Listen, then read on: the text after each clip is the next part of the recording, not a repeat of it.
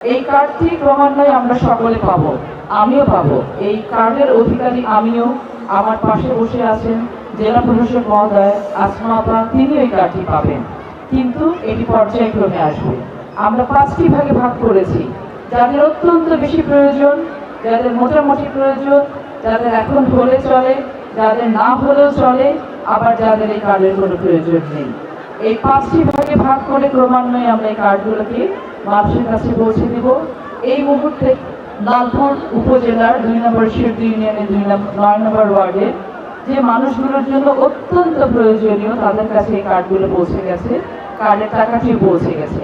এটি বাংলাদেশের বর্তমান সরকারের, বাংলাদেশ জাতীয়তাবাদী দলের যে নির্বাচনী ম্যানিফেস্টো ছিল, সেই প্রতিশ্রুতি একটি বিরাট অংশ আমরা সম্পন্ন করতে পেরেছি বলে আমরা মনে করছি। এটা বর্তমান সরকারের একটি অনেক বড় সাফল্য। আমি আপনাদেরকে কথা দিতে চাই, আমি আপনাদেরকে আশ্বস্ত করতে চাই, দল মত নির্বিশেষে কে কোন দল করছেন, কে কোন ধর্ম অবলম্বন করছেন, কে কার অনুসারী আছেন, কোনো কিছুই এই কার্ড প্রাপ্তির পথে বাধা হবে না। শিয়া বাটার ও ভিটামিন সমৃদ্ধ লিলি বিউটি সোপ, তারুণ্যময় উজ্জ্বল ত্বকের জন্য। রিমার্ক, আপনারা প্রত্যেকে একজন নারী সদস্য হিসেবে একটি 5 সদস্য বিশিষ্ট পরিবারে কর্ত্রী হিসেবে আপনারা এই কার্ড পাওয়ার অধিকার রাখবেন এবং সেটা পেয়ে যাবেন ক্রমান্বয়ে। খালি আপনাদেরকে একটু ধৈর্য ধরতে হবে।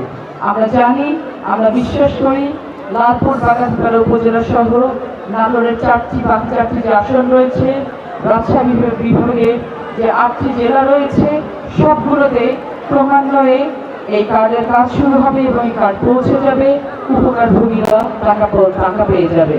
সারা বাংলাদেশে একযোগে যখন এই কার্ড শুরু হবে, তখন এটি একটি অত্যন্ত গুরুত্বপূর্ণ ভূমিকা রাখবে বাংলাদেশের অর্থনীতিকে চালিত করে রাখবে।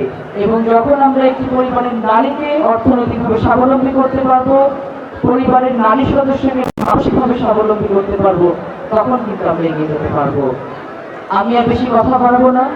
আজকে সকালে আপনারা দেখেছেন গণপ্রজাতন্ত্রী বাংলাদেশ সরকারের মাননীয় প্রধানমন্ত্রী কড়াই বস্তি সংলগ্ন TNT মাঠ থেকে এই ফ্যামিলি কার্ডের শুভ উদ্বোধন করেছেন এবং তারপর থেকে সারা বাংলাদেশে এই পাইলট প্রজেক্টের যারা আওতায় এসেছেন প্রত্যেকের কাছে ফ্যামিলি কার্ডের 2,500 করে টাকা পৌঁছে গেছে।